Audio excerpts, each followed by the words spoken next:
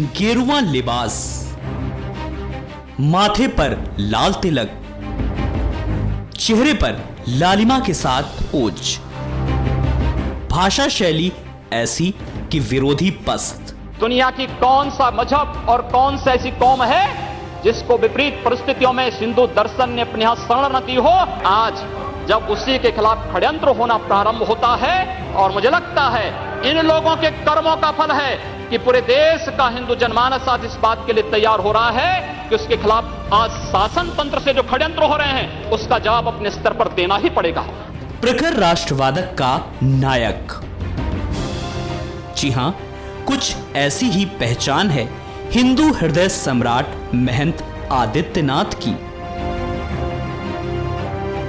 दरअसल योगी आदित्यनाथ का असली नाम अजय सिंह है। उनका जन्म 5 जून 1972 को उत्तराखंड में हुआ था। उन्होंने गढ़वाल विश्वविद्यालय से गणित में बीएससी किया है। वो गोरखपुर के प्रसिद्ध गोरखनाथ मंदिर के महंत हैं। आदित्यनाथ गोरखनाथ मंदिर के पूर्व महंत अवैधनाथ के उत्तराधिकारी हैं, जो हिंदू युवा वाहिनी के संस्थापक भी हैं, जो कि हिंदू युवाओं का सामाजिक, सांस्कृतिक और राष्ट्रवादी समूह है। कम उम्र में ही योगी आदित्यनाथ ने यौगिक षटकर्म, हठ योग, स्वरूप एवं साधना, राजयोगा, स्वरूप एवं साधना तथा हिंदू राष्ट्र नेपाल नाम की पुस्तकें लिखी। गोरखनाथ मंदिर से प्रकाशित होने वाली वार्षिक पुस्तक योगवाणी के आदित्यनाथ प्रधान संपादक हैं तथा हिंदवी साप्ताहिक समाचार पत्र के प्रधान संपादक रहे। अब आपको बताते हैं कि एक ऐसे योगी ने सियासी गलियारों में दस्तक कैसे दी। हो रहा है कि उसके खिलाफ आज शासन तंत्र से जो षड्यंत्र हो रहे हैं उसका जवाब अपने स्तर पर देना ही पड़ेगा। अवैधनाथ ने 1998 में राजनीति से संन्यास लिया और योगी आदित्यनाथ को अपना उत्तराधिकारी घोषित कर दिया। यहीं से योगी आदित्यनाथ की राजनीतिक पारी शुरू हुई। 1998 में गोरखपुर से 12वीं लोकसभा का चुनाव जीतकर योगी आदित्यनाथ संसद पहुंचे तो वो सबसे कम उम्र के सांसद थे। वो 26 साल की उम्र में पहली बार सांसद बने। स्वामी विवेकानंद ने एक बात कही थी कि गर्व से कहो हम हिंदू हैं। स्वामी विवेकानंद तो सांप्रदायिक नहीं थे, स्वामी विवेकानंद तो किसी पार्टी के नहीं थे। स्वामी विवेकानंद ने तो भारत का प्रतिनिधित्व किया था पूरी दुनिया के अंदर। 1998 से लगातार इस क्षेत्र का प्रतिनिधित्व कर रहे हैं। योगी यूपी बीजेपी के बड़े चेहरे माने जाते हैं। 2014 में 5वीं बार योगी सांसद बने। संसद में सक्रिय उपस्थिति एवं संसदीय कार्य में रुचि लेने के चलते योगी आदित्यनाथ को केंद्र सरकार ने खाद्य एवं प्रसंस्करण उद्योग और वितरण मंत्रालय, चीनी और खाद्य तेल वितरण, ग्रामीण विकास मंत्रालय, विदेश मंत्रालय, संचार एवं सूचना प्रौद्योगिकी, सड़क परिवहन, पोत, नागरिक विमानन, पर्यटन एवं संस्कृति मंत्रालयों के स्थायी समिति के सदस्य और गृह मंत्रालय की सलाहकार समिति, काशी हिंदू विश्वविद्यालय और अलीगढ़ विश्वविद्यालयों की समितियों में सदस्य के रूप में समय समय पर नामित किया। राजनीति के मैदान में आते ही योगी आदित्यनाथ ने सियासत की दूसरी डगर भी पकड़ ली। उन्होंने हिंदू युवा वाहिनी का गठन किया और धर्म परिवर्तन के खिलाफ मुहिम छेड़ दी। हिंदू पर अत्याचार हुआ, हिंदू प्रताड़ित हुआ, हिंदू पीड़ित हुआ, हिंदू वहां पर मारा गया, हिंदू वहां भी विस्थापित हुआ, लेकिन उसके लिए मुआवजे की घोषणा नहीं हुई। अगर घोषणा करनी है तो प्रत्येक हिंदू के लिए करिए, प्रत्येक पीड़ित के लिए करिए। वो पीड़ित कोई भी है, अगर दंगा पीड़ित है तो सबके लिए मुआवजे की घोषणा समान रूप से करिए। कट्टर हिंदुत्व की राह पर चलते हुए उन्होंने कई बार ऐसे बयान दिए जो चर्चा का विषय बने। सनसनी पैदा करने वाले बयानों के बीच योगी की ताकत लगातार बढ़ती गई। योगी आदित्यनाथ के सियासी जीवन में कई उतार चढ़ाव आए। 2007 में गोरखपुर में दंगे हुए तो योगी आदित्यनाथ को मुख्य आरोपी बनाया गया। गिरफ्तारी हुई और इस पर कोहराम भी मचा। अब आपको बताते हैं कि वक्त के साथ योगी का कद सियासत में किस रफ्तार से बढ़ा अब तक योगी आदित्यनाथ की हैसियत ऐसी बन गई कि जहां वो खड़े होते हैं सभा शुरू हो जाती है।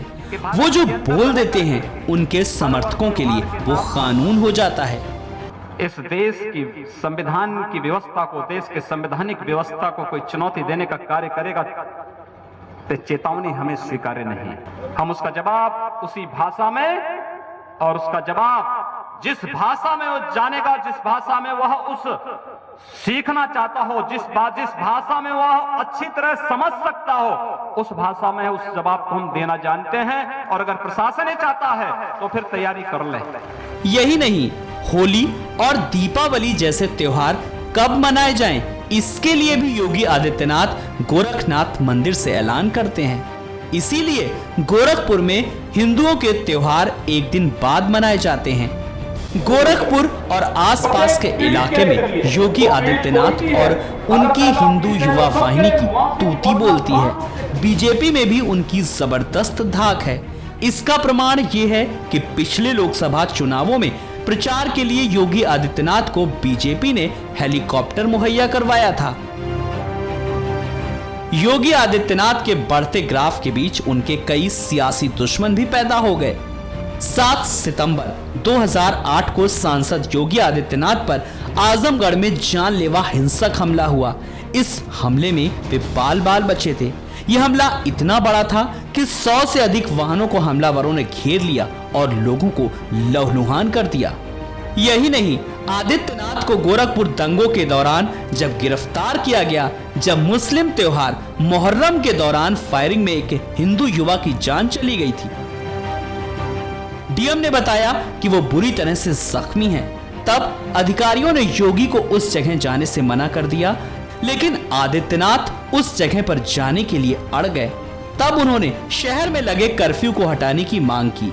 अगले दिन उन्होंने शहर में श्रद्धांजलि सभा का आयोजन करने की घोषणा की, लेकिन जिलाधिकारी ने इसकी अनुमति देने से इनकार कर दिया।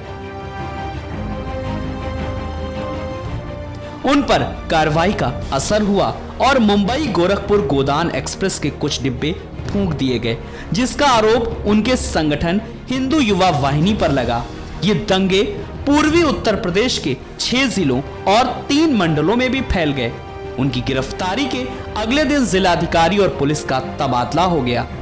अपनी पीठ की परंपरा के अनुसार योगी आदित्यनाथ ने पूर्वी उत्तर प्रदेश में व्यापक जनजागरण का अभियान चलाया। सहभोज के माध्यम से छुआछूत जैसी भेदभावकारी रूढ़ियों पर जमकर प्रहार किया। योगी जी ने हिंदू समाज को संगठित कर राष्ट्रवादी शक्ति के माध्यम से हजारों मतांतरित हिंदुओं की घर वापसी भी कराई। गोरक्षा के लिए आम लोगों को जागरूक करके गोवंशों का संरक्षण एवं संवर्धन करवाया। पूर्वी उत्तर प्रदेश में सक्रिय समाज विरोधी एवं राष्ट्र विरोधी गतिविधियों पर भी प्रभावी अंकुश लगाने में भी योगी आदित्यनाथ ने सफलता हासिल की। उन्होंने हिंदू पुनर्जागरण अभियान से प्रभावित होकर गांव, देहात, शहर में बैठे युवाओं ने इस अभियान में खुद को पूरी तरह समर्पित कर दिया। हिंदू पर अत्याचार हुआ, हिंदू प्रताड़ित हुआ, हिंदू पीड़ित हुआ, हिंदू वहां पर मारा गया, हिंदू वहां भी विस्थापित हुआ, लेकिन उसके लिए मुआवजे की घोषणा नहीं हुई। और सुप्रीम कोर्ट ने इसलिए सरकार को आड़े हाथ लिया था, फटकार लगाई थी प्रदेश सरकार को, और कहा था अगर घोषणा करनी है तो प्रत्येक हिंदू के लिए करिए, प्रत्येक पीड़ित के लिए करिए। बहुआयामी प्रतिभा के धनी योगी आदित्यनाथ धर्म के साथ साथ सामाजिक, राजनीतिक एवं सांस्कृतिक गतिविधियों के माध्यम से देश की सेवा में लगे हुए हैं। सियासी सफर के दौरान योगी आदित्यनाथ के कुछ ऐसे बयान भी सामने आए जो खूब चर्चा में रहे और विरोधी इन बयानों को लेकर लगातार निशाना साधते रहे। योगी आदित्यनाथ का सबसे चर्चित बयान दादरी में हुई हिंसा के बाद सामने आया। योगी ने कहा यूपी कैबिनेट के मंत्री आजम खान के यूएन जाने वाले बयान के बदले उन्हें बर्खास्त किए जाने की मांग की।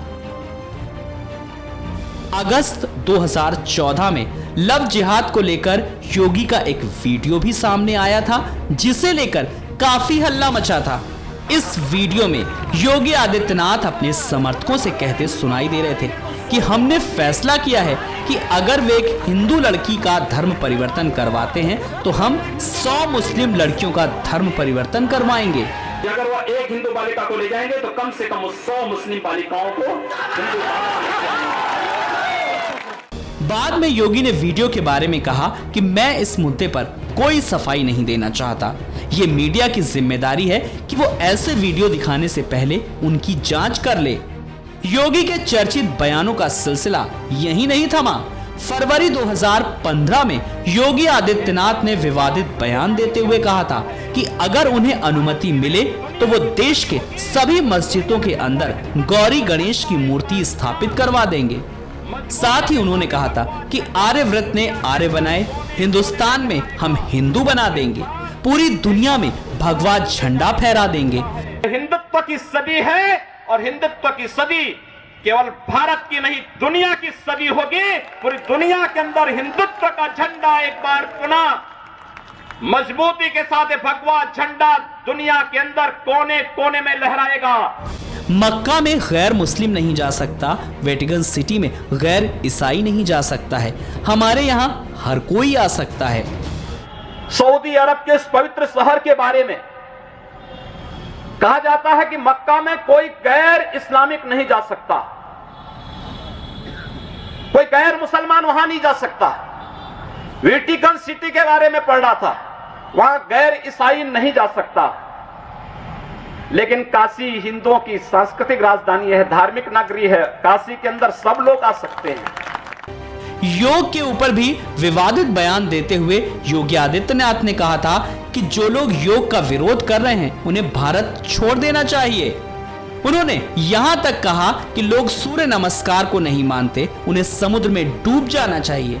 यही नहीं, अगस्त 2015 में योगी आदित्यनाथ ने कहा था कि मुस्लिमों के बीच उच्च प्रजनन दर से जनसंख्या असंतुलन हो सकता है।